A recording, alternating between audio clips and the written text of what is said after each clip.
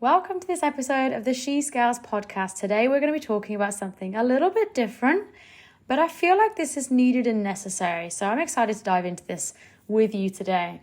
Today we're going to be talking about growing your brand, not just your business. Now, whether you're scaling, whether you're already at multi-six figures, whether you're at six figures, whether you're not yet hitting 5-figure months, like wherever you are in your business journey, it's never too early to be thinking about this. So you will find value in this episode. So I'm excited to dive in.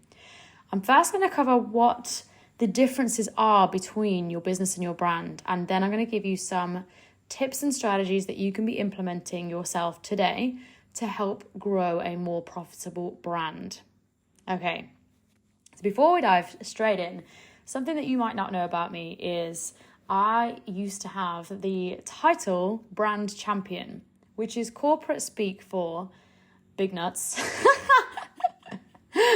It's corporate speak for the overseer of everything. So yes, I was on the sales team and the sales manager at that point, but I was the brand champion, which meant that the marketing team, the operations team, finance team, I would be the go-between between everyone because I was looking at the future and longevity of the brand, not just the sales.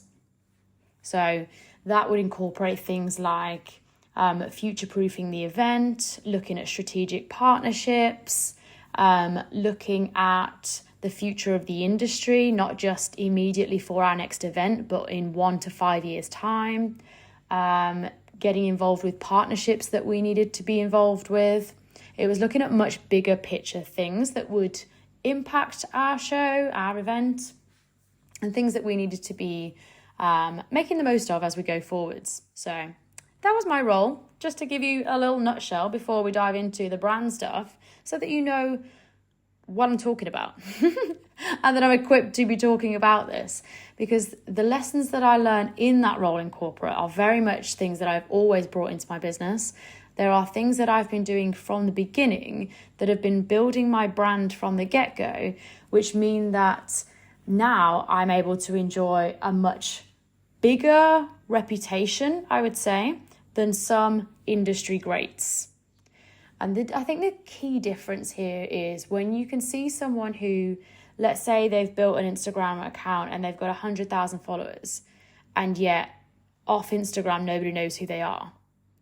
And yet there can be little old me, my 4K followers, who is, okay, I dabble on other platforms. We will build it out when we listen to this episode back at this time next year. Global. But right now, I'm talking to you from 4K Instagram followers, a freshly restarted TikTok, so I think I've got a whole 30 followers, whoop whoop, and on LinkedIn, about 2,500 followers. So pretty small timer if we're just going by follower count, and yet my brand brings me massive opportunities. Huge. Make no sense level opportunities. And so this is why I wanted to talk to you about building a brand, not just a business, because your follower count doesn't mean shit if you haven't got a brand that anybody knows. Woo! We're going to call out some people. Now, what it means to have a powerful brand. Now, I'm not just talking about your Instagram content. I'm not talking about your visuals. I'm not talking about the design work. So for the designers who will be listening, I'm not talking about your design work. I am talking about the aura that is around you. Your brand is everything that you are known for. So it's no one single thing. This is how you position yourself, your personality, your the knowledge and skill set that you bring to the table. It's the 3-second impression that people have when they come to your profile. It's what you're remembered for. Oosh, it's the legacy that you're building. It's things like how well your name is known in the industry. It's your vibe, your personality, your color, or what you're known for. It's found everywhere. There's no single factor. Your brand is everything that you're known for. But the signal factors are things like people talk about you in conversation rooms that you're not in. Your clients refer you and they bring in recommendations and referrals. People know you even on platforms that you're not on. You see your name in conversation, or you see your name being recommended in places. People know the name of your offers. People know things about you, even if you've never spoken before. These are all signs of you having a solid reputation, and that reputation is arriving before you have. This is the ripple effect of having a solid brand, is that your energy is walking into rooms that you're not in, which is powerful. Is it the Jeff Bezos quote that says your brand is what people say about you when you're not in the room? That is powerful. And just to take a minute, when you think about how people describe your brand, is it in line with how you want to be described? If you were to go and quiz your audience, and you can, by the way, you can ask them this, maybe this is something to send out in your next email, but what 3 words would your audience use to describe you? And is that the 3 words that you want to be described with? Because if not, we've got like a little bit of a mismatch between how you want your brand to be perceived versus how it's being perceived, which is correctable, but we need to know. So just a few factors there. What I mean by a powerful brand is the ripple effect of energy, like the quality of your work and the impact that you're making and continue to make on social media is now sending ripple effects out. And this reputation is actually starting to precede you. That is a powerful, powerful brand. Now, why should you give a fuck? A powerful brand will, A, help you to be sought out for big opportunities. I hope I don't have to explain why you would want big opportunities. Big opportunities can be your platform for huge visibility, for all manner of good things. If you're someone that's scaling a business, it's a no-brainer. So you don't need a massive audience. If you've got a powerful brand and you're known for like a thing, a theme, a vibe, a quality, a level of service, if you're known for these things and this solid reputation is building, people will start to seek you out for opportunities that they have in mind. A, because it's easy to find you, or B, they've heard your name talked in conversations that you're not in, so they can come straight to you as the one to go to. Everybody talks about like become the go-to expert, but how many of those people are actually sought after and people are coming to them with things? I'll say less. So having a powerful brand will help you to be sought out for opportunities, be recommended in conversations you're not in, book more clients and more clients into your highest paid offers, which obviously is going to bring more revenue into the business, and that then will allow you to reinvest that money back into the business, into things like systems, team, events, all manner of things, however you decide to reinvest into the business. But obviously bringing more revenue in will allow you to be able to reinvest and further grow the business, which will help further solidify that reputation going even further. Scaling your business quicker and scaling your industry quicker.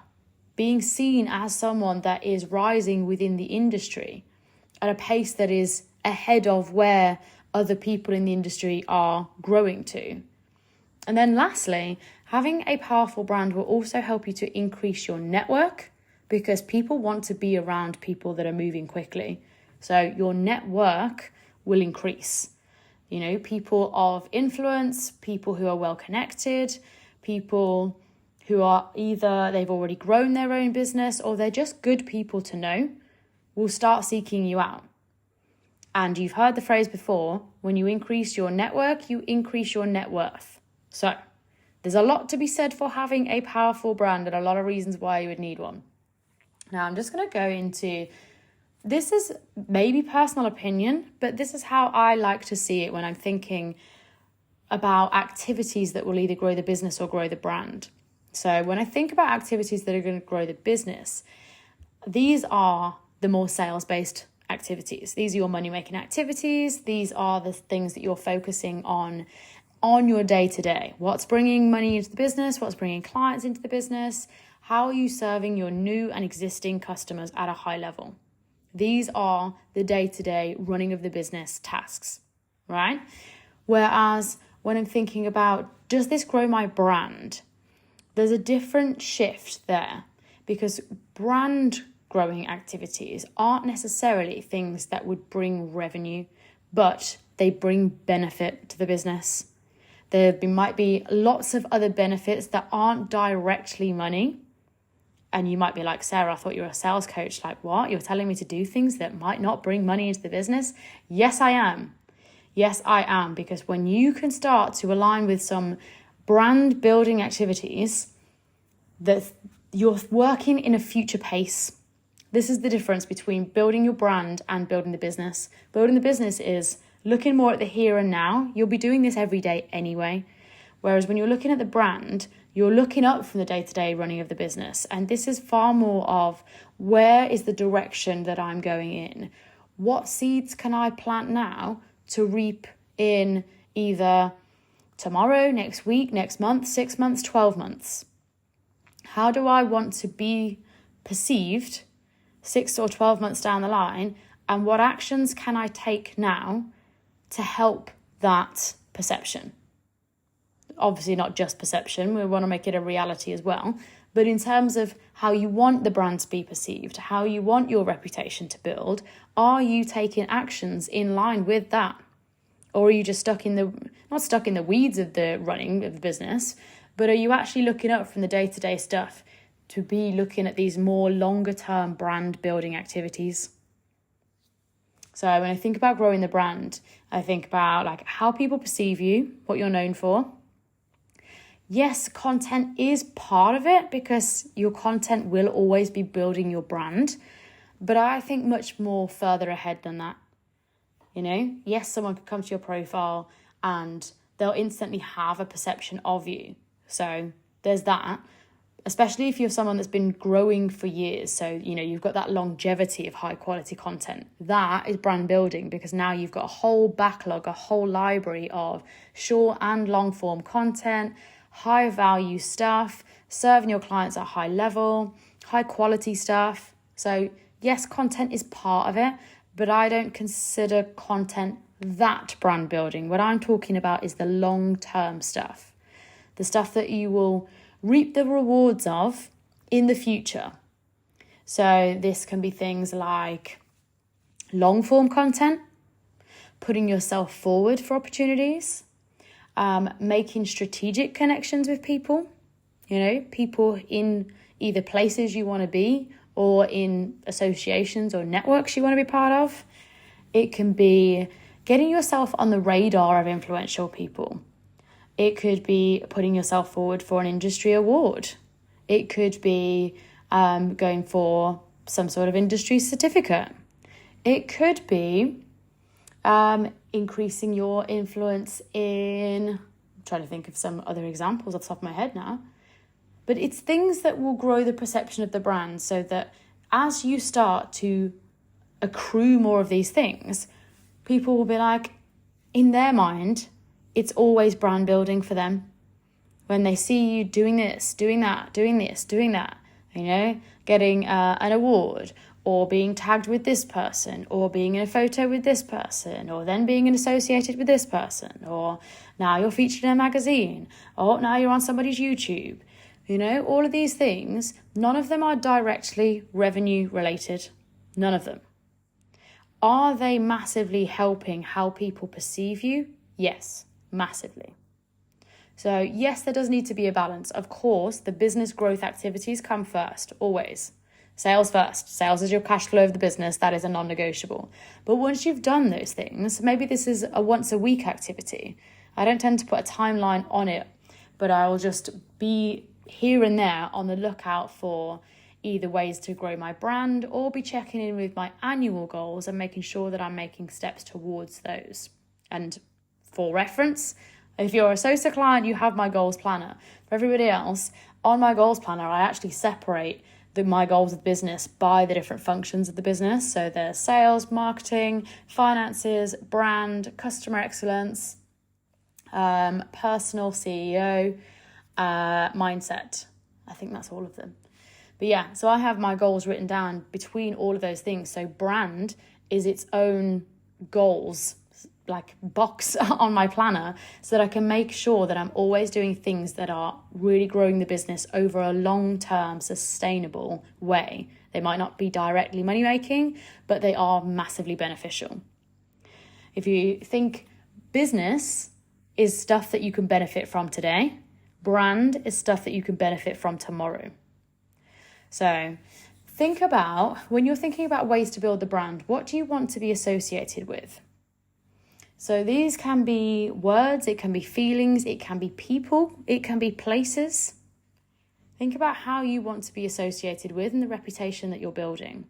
What do you want to be associated with? Because you get to choose. It's literally up to you. So what would you like it to be? Think about what legacy you're building. How do you want to be remembered? Now, I've come up with a little list of ways that you can grow your brand. First of all, is make yourself not like everybody else. The easiest way to grow your brand is to stand out.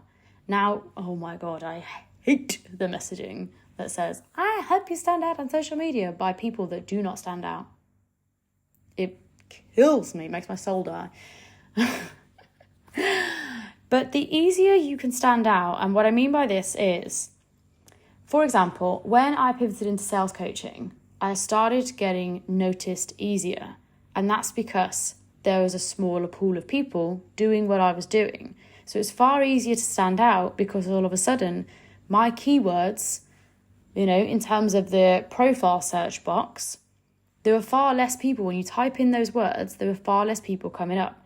So from a physical, just standing out from the crowd, how can you either use your keywords better or use your content better or use your visuals better, however it is, to get away from the crowd? Be smart with this. The easier you can stand out, the easier it's going to be to build your reputation. Now, some physical things that you can be doing, other than change your bio, stand out, is go to more places. I know that sounds ludicrously easy, but it actually is. I'm always someone that has been looking to go to events, because there's always something to learn, there's always people to meet, so there's some, personal selfish benefit, but also that gives me easy content to share on social media, and people see that I'm someone that goes to events. So therefore they see me out and about. They know that I'm serious about business. They know that I am looking to meet people, looking to make partnerships, looking to collaborate, out on the road or doing meetings, going to client meetings, traveling around the UK for stuff. Like, the perception of my brand is I'm not just building an online business. I'm out and about. I'm in the car. I'm in person. And I get all of that content then to share on social media to further grow the business. So go to more places. Yes, you can include co-working spaces on there if you want to. But I would go to any and all events where people are going to be, people that you can speak to, mingle with, potentially could meet clients. But it's a way for you to grow your brand is to literally get out, leave your house and go to big industry events. Because then you get loads of footage to share, and people love to be around people that are already going to places.